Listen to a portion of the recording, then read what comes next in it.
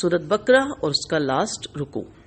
लिल्लाहि मा फिस समावाति व मा फिल अर्द व इन तुब्दू मा फी अनफुसिकुम औ तुख्फूहु युहासिबकुम बिहिल्लाह व यग़फिरु लिमन यशाउ व युअज़्ज़िबु मन यशाउ वल्लाहु अला कुल्लि शैइन कदीर।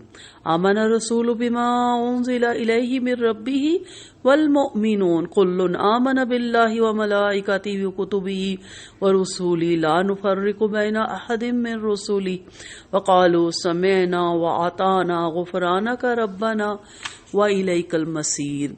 ला युकल्लिफ़ुल्लाहु नफ़्सन इल्ला वुस्अहा लहा मा कसबत व अलैहा मा इक्तसबत रब्बना ला तुआख़िज़ना इन नसीना औ अख़्ताना रब्बना वला तहमिल अलैना इस्रन कमा हमलतहु अलल्लज़ीना मिन क़ब्लिना रब्बना वला तुहम्मिलना मा ला ताक़त लना बिहि वाफ़ु अन्ना वग़फ़िर लना वरहमना अंत मौलाना फ़ांसुरना अलल क़ौमिल काफ़िरीन। आमीन। जो कुछ आसमान और जमीन में है सब अल्लाह ही का है, और जो कुछ तुम्हारे दिलों में है ख्वाह तुम उसे छुपाओ या जाहिर करो, अल्लाह तुमसे उसका हिसाब लेगा। फिर जिसे चाहेगा बख्श देगा और जिसे चाहेगा सजा देगा, और वह हर चीज पर कुदरत रखता है। रसूलों पर जो कुछ उसके रब की तरफ से नाजिल हुआ इस पर वो खुद भी ईमान लाए और सब मोमिन भी ईमान लाए। ये सब अल्लाह पर, इसके फरिश्तों पर, इसकी किताबों पर और उसके रसूलों पर ईमान लाए, और कहते हैं कि हम अल्लाह के रसूलों में से किसी में भी तफरीक नहीं करते। नीज वो कहते हैं हमने अल्लाह के अहकाम सुने और उनकी अताअत कबूल की। ए हमारे रब, हम तेरी मग़फ़िरत चाहते हैं और तेरी तरफ लौट कर जाना है। अल्लाह किसी को उसकी ताकत से ज्यादा तकलीफ नहीं देता। अगर कोई शख्स अच्छा काम करेगा तो उसे इसका अच्छा अजर मिलेगा, और अगर कोई बुरा काम करेगा तो उसका वबाल भी उसी पर है। ईमान वालों, अल्लाह से यूं दुआ करो, ए हमारे रब, अगर हम भूल चूक हो जाए हमसे तो इस पे गिरफ्त न करना। आमीन। ए हमारे रब, हम पर इतना भारी बोझ न डालना जितना तूने हमसे पहले लोगों पर डाला था। आमीन।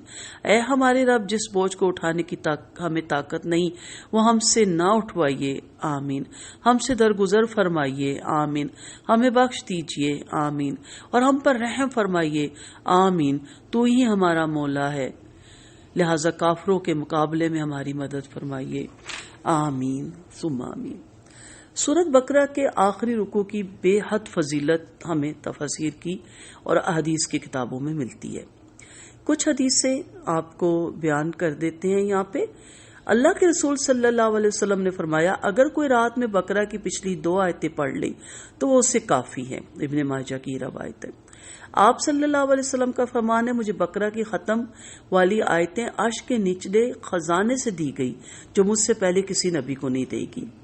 आप सल्लल्लाहु अलैहि वसल्लम का फरमान है, आप मिराज वाली रात को जब सिदरतुल मुंतहा तक जो 7वें आसमान पर है और इसी तक जमीन है और आसमान की तरफ कोई चीज चढ़ती है और इसी से ले जाती है, नीज इसी तक ऊपर से कोई चीज उतरती है और ले जाती है, पहुंचे तो फरमाया जब सिदरा को ढांक लिया, जिसने ढांक लिया यानी सिदरा पर सोने जैसे पतंगे छाए हुए थे। यहाँ अल्लाह के रसूल सल्लल्लाहु अलैहि वसल्लम को 3 चीजें मिली, पजगाना नमाज, सूरत बकरा की पिछली आयतें और तौहीद पर कायम रहने वाले के बड़े बड़े गुनाहों के बख्शने की बिशारत। आप सल्लल्लाहु अलैहि वसल्लम फरमाते हैं, बकरा की पिछली 2 आयतें पढ़ो क्योंकि ये मुझे अर्श के नीचे वाले खजाने से दी गई। आपका फरमान है, हमें लोगों पर 3 बातों से बरतरी हासिल है। मुझे बकरा की पिछली आयतें अर्श के निचले वाले खजाने से मिली जो मुझसे पहले किसी नबी को नहीं मिली और ना मेरे बाद किसी नबी को मिलेगी, क्योंकि आपके बाद कोई नबी नहीं आने वाला। अली रजी अल्लाह अन्हु फरमाते हैं, मैं किसी समझदार मुसलमान के लिए आयतुल कुर्सी और बकरा की पिछली आयतें पढ़े बगैर सोना अच्छा नहीं समझता, क्योंकि यह अर्श के नीचे वाले खजाने में से है जो तुम्हारे नबी को बतौर तोहफे की दी गई। अल्लाह ने आसमान और जमीन पैदा करने से 2000 साल पहले किताब लिखी, इसी की 2 आयतों पर बकरा खत्म कर दी गई। जिस घर में ये आयतें 3 रोज तक लगातार पढ़ी जाएं, शैतान उस घर के करीब भी नहीं आएगा।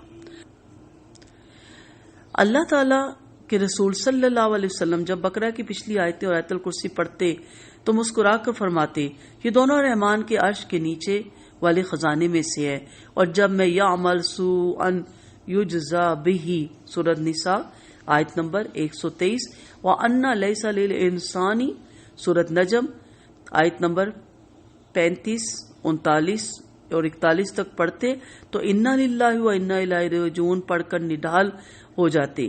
آپ صلی اللہ علیہ وسلم کا فرمان ہے، مجھے فاتحہ اور سورۃ بقرہ کی پچھلی آیتیں عرش کے نیچے سے دی گئی اور مفصل والی صورتیں اور زیادہ ہیں۔ بہت سی اس کے بارے میں حدیثیں ہیں، کچھ حدیثیں آپ کو اس لیے بتائیں، کوشش کریں کہ آخری رکوع حفظ کر لیں، صحیح تلفظ کے ساتھ اس کو یاد کر لیں اور پھر اسے اپنی عشاء کی نماز میں رکھ لیں یا سوتے ہوئے اس عمل کو ضرور پڑھیں۔ آپ دیکھیں گے کہ اس سے بہت سی برکات بھی ہوں گی، شیاطین کے شر سے بھی انسان محفوظ رہتا ہے۔ چلیں ہم اس کو اب تفصیل سے دیکھتے ہیں، کوشش کرتے ہیں اپنی سمجھ کے مطابق۔ اس رکوع کی پہلی آیت ہے جو 244، للہ ما فی السماوات و ما فی الارض وَإِن تُبْدُوا مَا فِي أَنفُسِكُمْ أَوْ تُخْفُوهُ يُحَاسِبْكُم بِهِ اللَّهُ وَيَغْفِرُ لِمَن يَشَاءُ وَيُعَذِّبُ مَن يَشَاءُ وَاللَّهُ عَلَىٰ كُلِّ شَيْءٍ قَدِيرٌ۔ جو کچھ آسمان اور زمین میں ہے سب کچھ اللہ ہی کا ہے، خواہ تم اپنی دلی باتیں ظاہر کرو یا چھپاؤ، اللہ ان کو تم سے حساب لے لے گا، پھر جسے چاہے گا بخش دے گا، جس سے چاہے گا عذاب میں گرفتار کر دے گا، اللہ ہر چیز پر بڑی قدرت رکھتا ہے۔ ان آیت سے ہمیں پتہ کیا چلتا ہے؟ یہ آیت اس لیے نازل ہوئی کہ اللہ تعالیٰ کا علام الغیوب اور قادر مطلق ہونا دل پر نقش ہو جائے، تاکہ اس سے اطاعت گزاری اور فرما برداری کی تو پوری تسلی ثواب اور جزا کے خیر ملنے کی ہو جائے، اور سرکش اور نافرمانوں کو پوری تنبیہ ہو جائے۔ گویا یہ آیت ایک حیثیت سے گزشتہ آیات شہادت کا تکمیلہ ہے، جس میں انسان کو متنبہ کیا گیا کہ شہادت کا چھپانا جرم عظیم ہے۔